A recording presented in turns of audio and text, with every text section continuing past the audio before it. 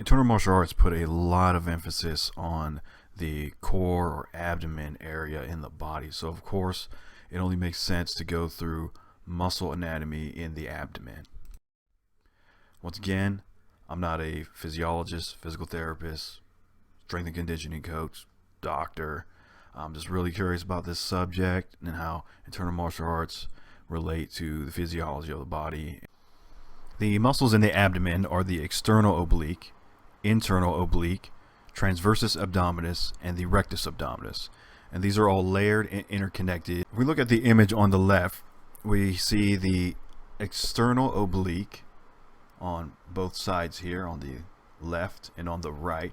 And we see its fibers going down diagonally from high to low. And these fibers connect in what's called a aponeurosis, which is like a tendon-like structure. And this tendon-like structure goes all the way down into the groin area, and it creates the inguinal ligament. And we see underneath that is the rectus abdominis, the notable six-pack structure we see here. And then if we look to the upper left and upper right, these muscles here are the serratus anterior, and we see how the external obliques interdigitate with the serratus anterior. Now going a layer down, there's the internal oblique, outlined by this line here. And the fibers in the internal oblique, they're not shown here, but they go perpendicular to the external oblique. So they'll go up in this direction, like so, and then in the other direction, like so. And these fibers as well go down into the aponeurosis, form an aponeurosis here, and go down into the inguinal ligament. Then underneath that is the transversus abdominis, and this is also known as the corset muscle, and it's the muscle responsible for bringing your belly button inward. And these muscle fibers, it might be hard to tell in this two-dimensional drawing, but they're mostly transverse, meaning they go from front to back. And these also have their own aponeurosis.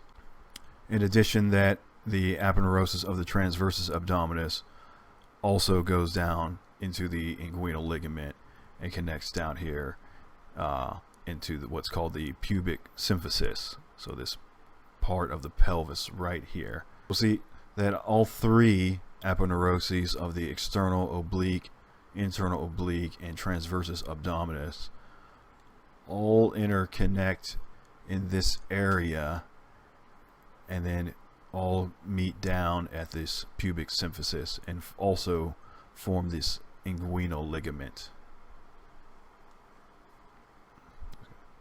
The internal oblique and external oblique act in synergy with each other.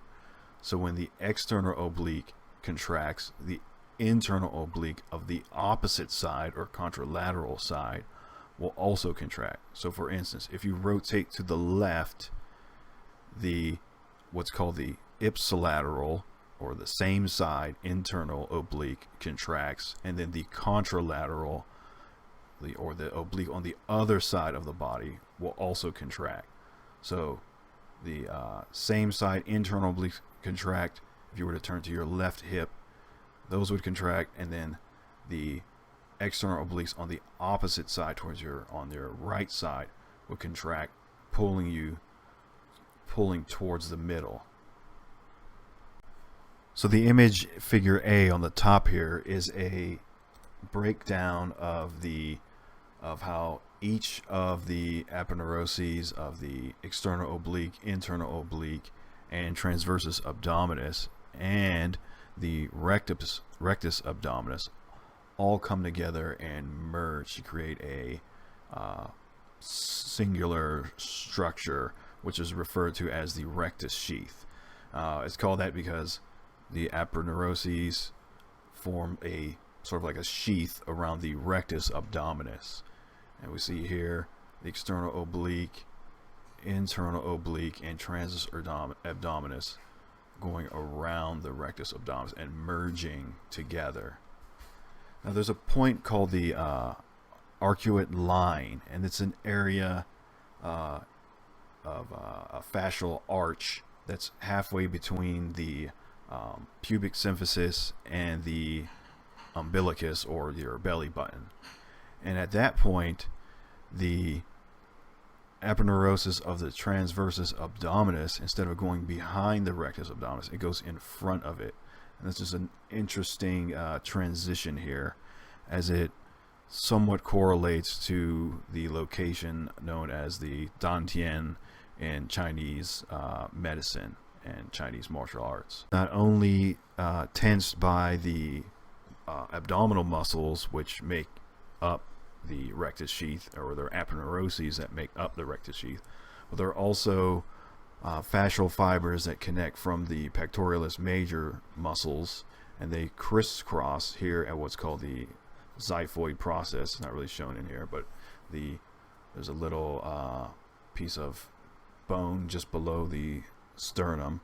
It's known as the xiphoid process, and the fibers from each pectoral muscle crisscross here. So from the right they cross over to the left, and from the left they cross over to the right, and that creates tensional forces contralaterally across the rectus sheath here, as shown in this diagram. And there will also be tension going to each muscle itself, as some of the fibers also tie in on the ipsilateral side of each pectoral muscle.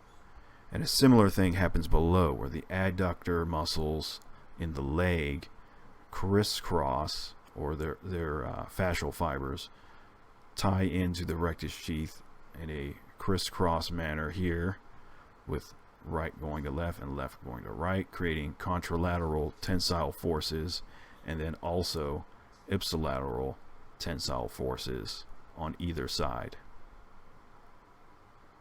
Here's some images from a actual human cadaver dissection. You can see here the image on the left shows the fibers in different directions, and on the right here we see the external oblique over to the right with its fascia, and then the junction between the aponeurotic part of the external oblique muscle, all tying into the rectus sheath, which is once again the junction of all three muscles coming together. And these all go down into what's called the inguinal ligament, kind of like in the groin area.